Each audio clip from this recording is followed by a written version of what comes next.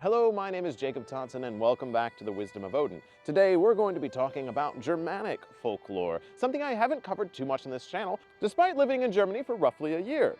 And that's partially because Germanic folklore is very much tied to the land, oral traditions, and the fairy tales that still survive in Germany today. Hello, it's Jacob from further along in this video where you get to see me in this kind of beat up old sleigh. But I just want to mention here, when talking about terminology, when saying Germany or the Germanic world, Germany as it is today is very different than Germany as it was in the past. There's many different layers to history when it comes to Germany. In fact, the Germany we know today was barely a country 200 years ago, and it was a connection of very loosely tied together kingdoms that were eventually conquered by Napoleon, put into one kingdom, and they said, hey, this sounds like a good idea, and they became Germany. But Germany and the Germanic culture is much more than just the boundaries of the political identity of Germany today.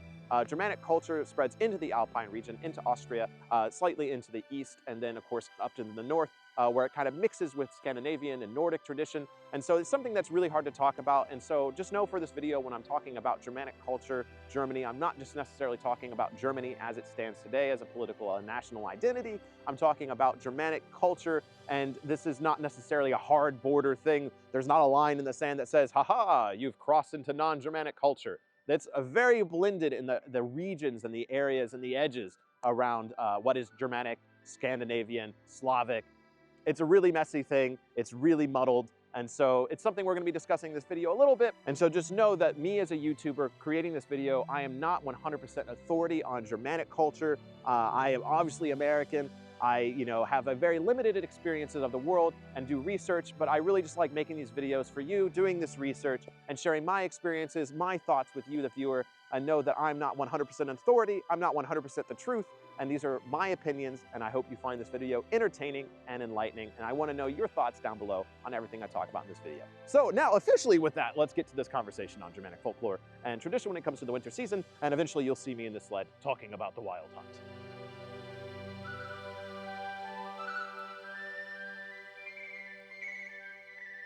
So I want to start right away with one of the main reasons I wanted to make this video, and it's that during my Kaliak research, I found a lot of information about Frau Holle, which is a being or a goddess that I learned a little bit about while living in Germany, but also involves spending a little time in the Netherlands, where all of this Germanic folklore is kind of wrapped into as well.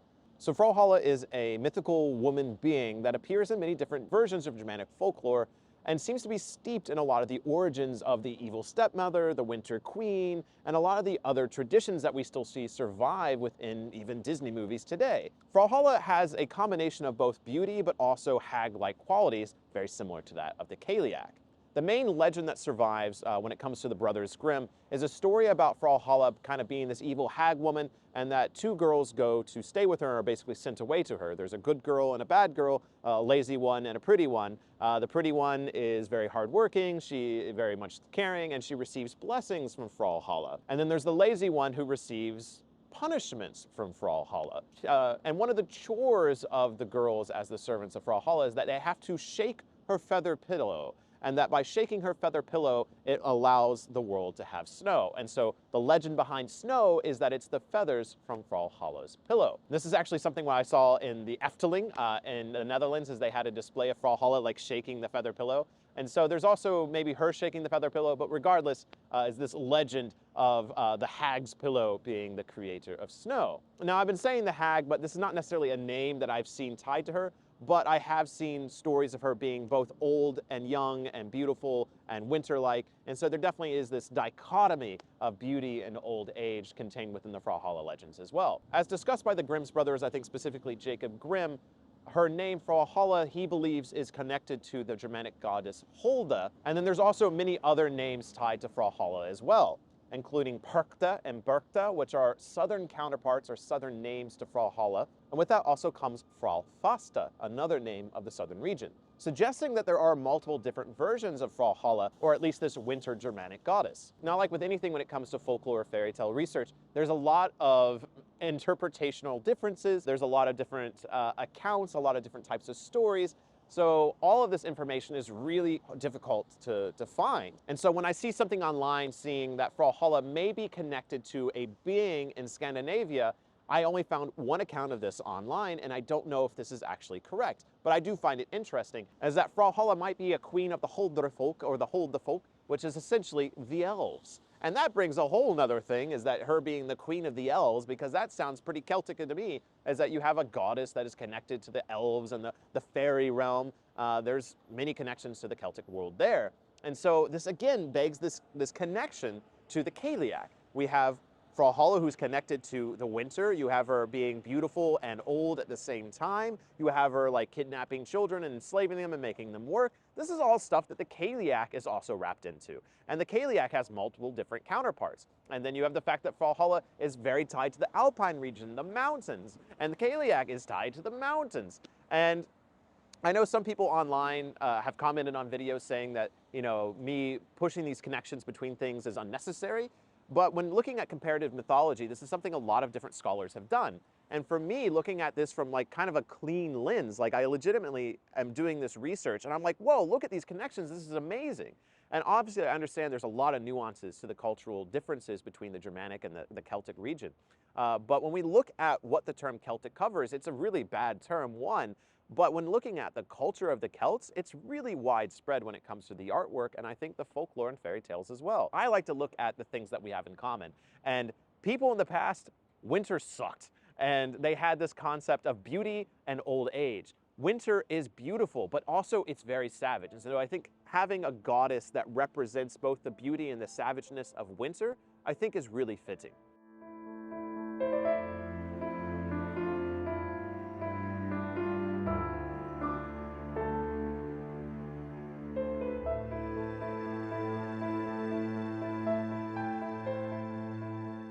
Now, the other main element to talk about here is one of my favorite topics of conversation around this time of year, and that is Krampus and Krampusnacht, and this celebration and tradition that still continues in the Alpine region of not just Germany, but also Austria as well, and really just all of the Alpine world, is this tradition of people dressing up as goat men and going around to scare children, but also to knock on doors and to receive schnapps in order to go away. So it's a weird mixture of like wassailing and trick-or-treating and Christmas tradition, and it's all wrapped up into this kind of Saint Nicholas myth where Krampus is like the counterpart, the rival of Saint Nicholas. Now there's a lot of debate on whether or not Krampus is a pagan tradition.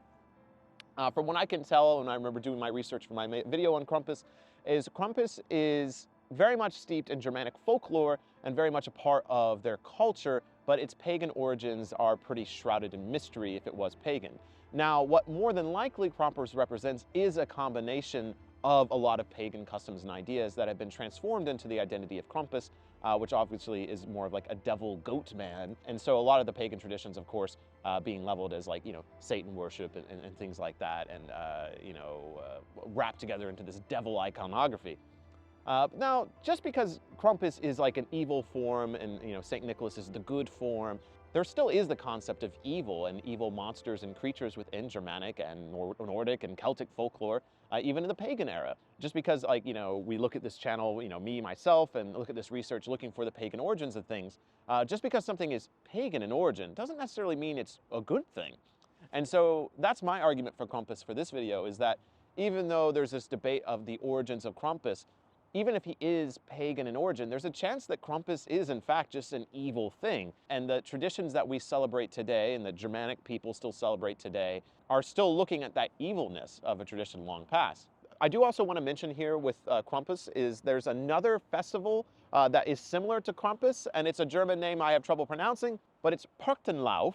And Perchtenlauf is another Alpine tradition of a festival. It's a winter procession of winter devils once again. And this obviously calls back to that conversation we were having earlier with Frau Holle, is the goddess Perchta or Berchta being another counterpart to Frau Holle, or another winter goddess, winter hag that existed in the Alpine region. And Perchtenlauf is another celebration around Perchta. And so we have another piece of evidence showing the chasing away of winter, this procession of the winter devils, Perchta, all being kind of processioned out of town. And I think this is another great moment to kind of mention that me doing this research, I don't know everything. And so if you know more about Perchtenlauf, if you know more about Krampusnacht, please let me know in the comments below, or tell me where to go, or give me some good information, because I would love to be able to go to Germany in the winter of next year and film a Perchtenlauf, or film a Krampusnacht, and interview people and record more about these traditions. Now, it wouldn't be a video on Germanic winter tradition if we didn't talk a little bit about the wild hunt. So the wild hunt is another not so nice thing that has been turned into something quite jolly. So the wild hunt legend is one of the origins of Santa Claus and the riding of winter night and Christmas Eve night and giving presents to children. A lot of this is coming from the wild hunt, the legend of a mysterious figure, Odin, riding across the winter nights and with his band of riders, not giving gifts, and it's actually a warning to not be out because you might die. But somehow this got turned into a lovely, charming winter tradition about a jolly, white-bearded old man riding on a sleigh with his reindeers and bringing children toys. But the origin of this is quite dark, and I have a little dramatic retelling that actually still holds up quite well if you want to check it out on the channel. And essentially the wild hunt legends, again, are something that aren't necessarily written down in a lot of like concrete source material. It's something that was researched by the Brothers Grimm's and by other Germanic folklorists. The main thing is that the wild hunt is a dangerous thing. It is said if you are out while the wild hunt is riding, you are in danger of dying or being captured by the wild hunt and made into a servant. And so this was more than likely a folklore, a story, a fairy tale to keep children inside during winter. Because there is a practicalness to winter. If you're a child and you're out at night, the sun sets so much earlier. It's cold, it's dark, it's snowy. Animals are hungry, about to go into hibernation. And so being a child and going out at winter is very, very dangerous. And so my theory is that stories such as the Wild Hunt were told to children in order to keep them inside. And that's my view at a lot of folklore and mythology, especially in fairy tales, is they're stories in order to teach us a lesson. And I think the Wild Hunt is a lesson to children not to go out at night during winter, specifically because of your chances of disappearing. And the wild hunt is a way to have a spectral boogeyman about that. I also wanted to mention here that again, and when it comes to Frau Holle, I actually saw some mentioning that she was also a rider in the wild hunt, but not just a rider, but a leader of the wild hunt. And she had her own wild hunt, and that she led a group of spectral witches across the wild hunt. Well, that's really interesting. I wish there was more about it, but there's not. I found one occurrence online mentioning that and no other source material. And so that's an interesting image, but it also begs an idea that Frau Holle might be tied to Frigg as well, like, a duality of Odin or Freya, and having her own host of riders, especially if you look at it as Freya. Freya getting half the slain dead, being a warrior goddess. Perhaps she has her own wild hunt. And then, if she has her own wild hunt, maybe she's combined to Frau Holle. And there's, again, this connection between these goddesses. But that's diving into some comparative mythology that I'm not prepared to debate or defend. But again, very interesting, and let me know your thoughts down below about some of these crazy theories I've had in this video. All right, so we've talked about all the dark stuff when it comes to winter traditions. We got hag women that steal children and make them work. We have evil winter goatmen. We have the wild hunt. And so where does this leave us now? Well, I think that brings us to Yule traditions. And so the origin of a lot of Christmas traditions, something I've talked about in a video as well, is primarily from the Germanic world. A lot of the Germanic traditions around Yule, about Christmas, came to the United States and then blew up into the Christmas traditions that we know today. And I think the beauty of Yule, the beauty of Christmas, is it's a counterpart to this kind of darkness that comes from the Germanic and the Scandinavian world. And it's that if the world is dark, if the world is cold, if it's covered in snow, what we have to do in order to stay warm is to be around our family.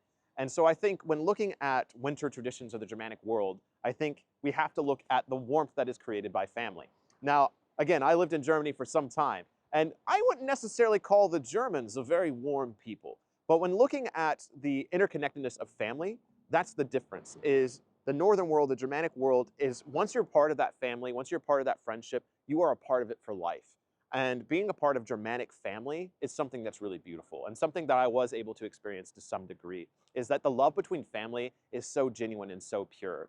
And it's something that I think is really exacerbated and brought to the surface during the winter time, because with the winter time, with the darkness, with the cold, you need your family in order to stay warm. You need your family in order to be together, in order to make it through the winter. And I think that's what we see at the heart and core of Yule traditions and Christmas tradition that still is alive under the layers of plastic and capitalism and money making. And so, as I have said in many videos before when it comes to Yule, the real thing to take away is family, is community, is love. And so if you want to listen to me gush about my love of Yule and listen to me gush about the warmth of Hygge and the winter season, I have many videos discussing that as well.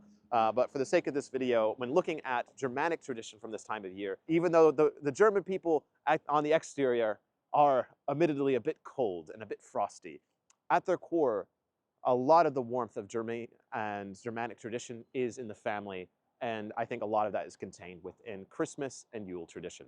But hey, this is a great moment to mention I have a book about this, and it's called A Yule Story. And so if you're interested in reading a lovely little warm winter tale about Yule tradition, please think about checking out A Yule Story, available on Amazon for the last couple of years with lots of really great reviews. It's a really simple story about love, family, magic, community, and it's about Yule, a mysterious Odin-like figure that's kind of like Santa Claus, and there's even a talking reindeer. And so if you're interested in picking up this book and supporting this channel in the process, truly, it helps so very much. Thank you so much for joining me for this video discussing Germanic folklore and winter traditions. I hope you found it enlightening and entertaining. If you want to check out other videos on this channel, please be sure to subscribe, check out my long content library, and if you're interested in more videos about the winter season, I do have an entire Yule playlist. Thank you so much, and I'll see you in the next video here at the Wisdom of Odin.